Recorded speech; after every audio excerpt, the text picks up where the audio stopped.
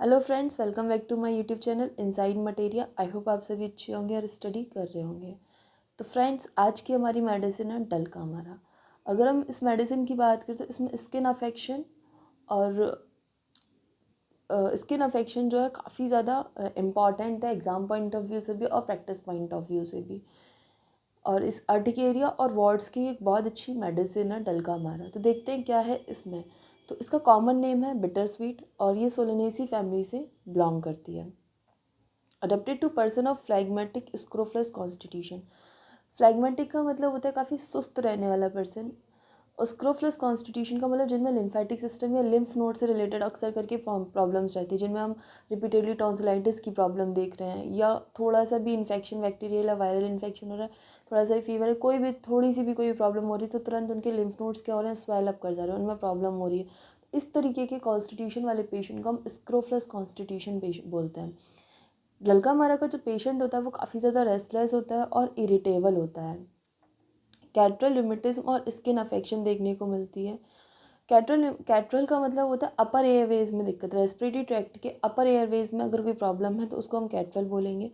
और रिमेटिज्म का मतलब है किसी भी multi factorial auto immune disease which is caused by virus, bacteria या अदर कॉजिंग एजेंट की वजह से हो रही है तो उसको रिमेटिज्म बोल रहा है। ये हमारे अदर बॉडी पार्ट्स में भी हो सकती है, रेस्पिरेटरी ट्रैक्ट के अलावा भी। अगर वो रेस्पिरेटरी ट्रैक्ट में हो रही है, multi factorial auto immune disease अगर हमारे रेस्पिरेटरी ट्रैक्ट में हो रही है, अपर एयरवेज में हो रही है, तो उसको बोलते हैं हम कैट्रल रूमेटिज्म। और हमको स्किन अफेक्शन भी देखने को मिलता है, ब्रॉट ऑन और aggravated by exposure to cold, damp, rainy weather और sudden changes in hot weather. तो उसको कैटल यूमेटिज्म और स्किन अफेक्शन की प्रॉब्लम जो है वो एग्रावेट हो रही है उसके एक्सपोजर टू कोल्ड में, एक्सपोजर से। डैम्प, जो मॉइस्ट इन्वायरमेंट नहीं होता, डैम्प मॉइस्ट इन्वायरमेंट है उस मौसम में, रेनी वेदर में, या सडन चेंज हो रहा है हॉट वेदर में, मतलब कोल्ड से तुरंत सडन चेंज आ रहा है हॉट वेदर में, तो वहाँ पर उसको क्या है, कैटल यूमेटिज्म और स्किन अफेक्शंस की प्रॉब्लम क्या हो रही है, उसकी बढ़ रही हैं। फ्रेंड्स, जो डलकामारा का पेशेंट होता है ना, उसको वेट जगह से, डैम्प वेट वेदर हो या damp wet weather, cold moist place हो ना, वहाँ पर उसको बहुत ज़्यादा दिक्कत होती है। Increased secretion of mucous membrane. Dulcamara मतलब इसमें क्या होता है, इंक्रीज्ड सिक्रेशन देखने को मिलता है म्यूकस मेम्ब्रेन से।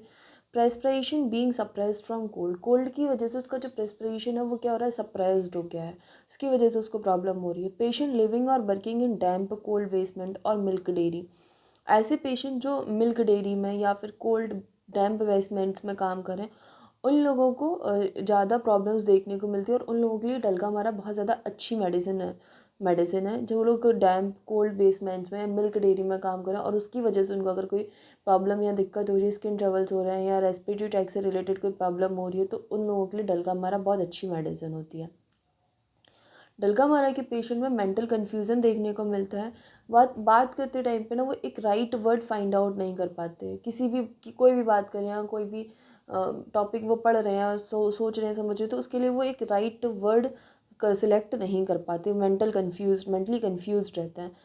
डलकामारा के पेशेंट की जो स्किन होती है वो काफ़ी ज़्यादा डेलिकेट होती है, सेंसिटिव होती है, कोल्ड के लिए बहुत ज़्यादा सेंसिटिव होती है, लायबल टू इरप्शंस, और बहुत जल्दी वहाँ पर क्या होते हैं, इरप्शंस कॉज होते हैं। Specially urticaria. अर्टिकेरिया क्या होती है, एक रेड कलर के स्पॉट्स बॉडी पे देखने को मिलते हैं due to cold weather, sudden change of hot weather to cold weather या फिर कोल्ड टू हॉट में सडन चेंजेस जो आ रहे हैं उसकी वजह से बॉडी पे क्या रेड रेड स्पॉट्स देखने को मिलते हैं, उसको हम अर्टिकेरिया बोलते हैं। Every time patient takes cold और is a long expose to skin. Skin affection देखने को मिल रहा है जब पेशेंट क्या कोल्ड एक्सपोजर में आ रहा है या फिर लॉन्ग एक्सपोज है कोल्ड में, मतलब जब भी पेशेंट को कोल्ड ठंड लग रही है या फिर वो उसका एक्सपोजर कोल्ड को लेके हो रहा है, तब उसको क्या स्किन प्रॉब्लम्स देखने को मिल रहे हैं। Anasarca after ague, rheumatism, scarlet fever. Friends, जो एनासार्का होता है ना, वो swelling in multiple parts of the body. Anasarca हमारा एडिमा का एक तरीके से टाइप होता है, एक तरीके से उसका एक क्या है, एक टाइप है। एनासार एडिमा का मतलब होता है स्वेलिंग, किसी जनरलाइज्ड या एक पर्टिकुलर एक सिग्निफिकेंट एरिया में स्वेलिंग का होना एडिमा। लेकिन एनासार्का का मतलब होता है कि multiple parts of the body, body के मल्टीपल पार्ट्स में स्वेलिंग होना, उसको हम एनासार्का बोलते हैं, या फिर बोल सकते हैं जनरलाइज्ड एडिमा। एनासार्का को हम जनरलाइज्ड एडिमा भी बोल सकते हैं। एनासार्का का कॉज क्या हो सकता है, या तो हार्ट फेलियर या किडनी इन्फेक्शन की वजह से या किसी और ट्रेवल की वजह से एनासार्का देखने को मिलता है, जो मल्टीपल बॉडी पार्ट्स में देखने को मिल रहा है, उसको एनासार्का बोलेंगे। और एडिमा को बोलते हैं हम किसी पर्टिकुलर स्पेसिफिक पार्ट में अगर स्वेलिंग आ रही है तो उसको हम एडिमा बोलेंगे। ड्रॉप्सी जो होता है ना, ड्रॉप्सी को मतलब पुराने टाइम पे जो है ना, एडिमा को ड्रॉप्सी बोलते थे।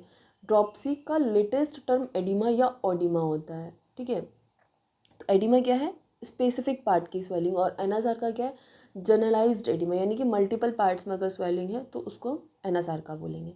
तो एनासार्का देखने को मिलता है आफ्टर एग्यू, यानी कि मलेरिया के बाद पेशेंट में एनासार्का देखने को मिला है, रूमेटिज्म के बाद, स्कारलेट फीवर के बाद उसको जो है एनासार्का की प्रॉब्लम देखने को मिल रही है।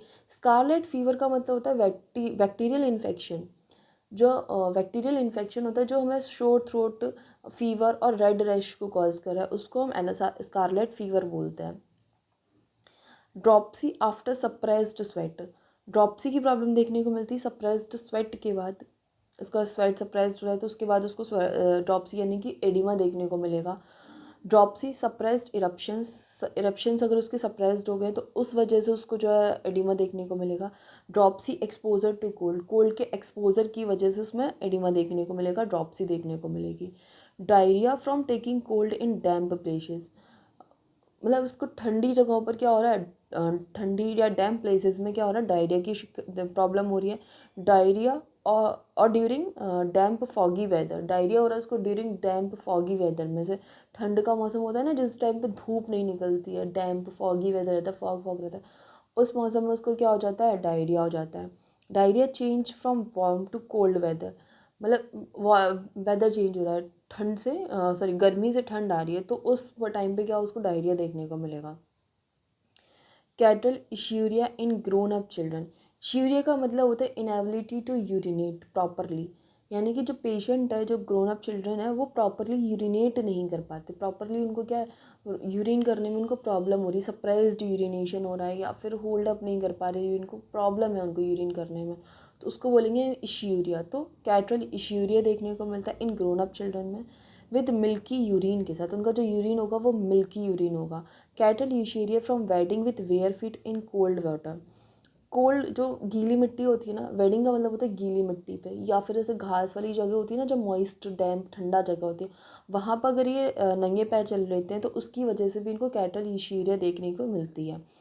कैटल यूशेरिया इनवॉलेंट्री, जो इनका यूरिनेशन है वो कैसा है, इनवॉलेंट्री है।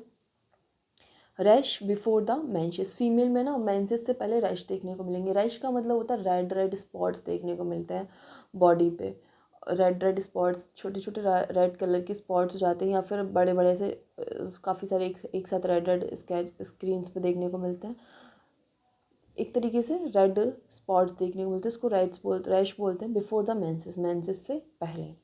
Urticaria over the whole body, पूरी बॉडी पर अर्टिकेरिया देखने को मिलेगा। अर्टिकेरिया के टाइम पे पेशेंट को कोई भी फीवर नहीं होगा, जनरली फीवर देखने को मिलता है अर्टिकेरिया में, लेकिन यहाँ पर डलकामारा के पेशेंट में अर्टिकेरिया में कोई भी फीवर नहीं है। अर्टिकेरिया में इचिंग देखने को मिलेगी, वंस देखने को मिलेगा आफ्टर स्क्रैचिंग, स्क्रैचिंग के बाद उसमें इचिंग और वंस देखने को मिलेगा। एग्रावेट इन वार्मथ, वार्मथ में क्या हो रहा है, एग्रावेशन हो रहा है और कोल्ड से उसको आराम मिल रहा है अर्टिकेरिया में। Thick brown yellow crust on scalp, scalp पे जो है ब्राउन येलो क्रस्ट देखने को मिलेगा स्कैल्प में, फेस पे, फोरहेड पे, टेम्पल्स पे, चिन पे, विद रेडिश बॉर्डर, और जो स्कैल्प होगा ना उसका कैसा रेडिश बॉर्डर होगा, क्रस्ट का कैसा रेडिश बॉर्डर होगा। ब्लीडिंग वैन स्क्रैच, और जब वो पेशेंट उसको स्क्रैच करेगा तो ब्लीडिंग देखने को मिलेगी। Warts fleshy large smooth, warts देखने को मिलेंगे फ्लैशी, वॉर्ड्स कैसे होंगे, फ्लैशी होंगे, लार्ज होंगे, स्मूथ होंगे, फेस पे, बैक ऑफ द हैंड्स पे एंड फिंगर्स पे देखने को मिलेंगे। डलकामारा के जो वॉर्ड्स हैं वो कहाँ देखने को मिलेंगे, फेस पे, बैक पे और हैंड्स ऑफ द फिंगर्स पे देखने को, बैक ऑफ द हैंड्स पे और फिंगर्स पे देखने को मिलेंगे। थूजा भी वॉर्ड्स के लिए जाती है, थूजा होल बॉडी वॉर्ड्स के लिए जाती है।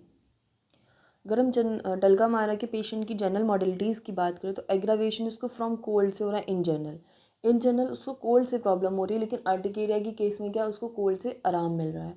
कोल्ड एयर में प्रॉब्लम है, कोल्ड वेट वेदर से उसको दिक्कत है, सप्रेस्ड मेंस्ट्रुएशन की वजह से प्रॉब्लम हो रही है पेशेंट को, इरप्शंस अगर उसकी बॉडी पे सप्रेस्ड इरप्शन हो रहे हैं तो उसकी वजह से उसको दिक्कत हो रही है, स्वेट सप्रेस्ड स्वेट अगर उसका सप्रेस हो रहा है तो उसकी वजह से पेशेंट को क्या हो रही है, प्रॉब्लम हो रही है। एमिलेशन फ्रॉम मूविंग अबाउट, उसको चलने से क्या है, आराम मिल रहा है। तो फ्रेंड्स ये था हमारा आज का लेक्चर डल्का मारा पे। डल्का मारा पे हमने देखा कि डल्का मारा हमारे स्किन ट्रबल्स की काफ़ी अच्छी मेडिसिन है, अर्टिकेरिया केस में बहुत अच्छा रोल प्ले करती है, वर्ड्स के केस में बहुत अच्छा रोल प्ले करती है। डैम्प मॉइस्ट वेदर से, ठंडे कोल्ड डैम्प वेदर से, इसको डैम्प प्लेसेस से, मॉइस्ट डैम्प कोल्ड प्लेसेस से, डैम्प कोल्ड वेदर से इसको प्रॉब्लम है।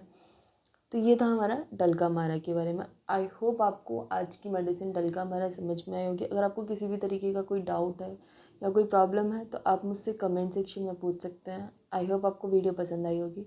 वीडियो पसंद आई हो तो like share and subscribe. Thanks for watching.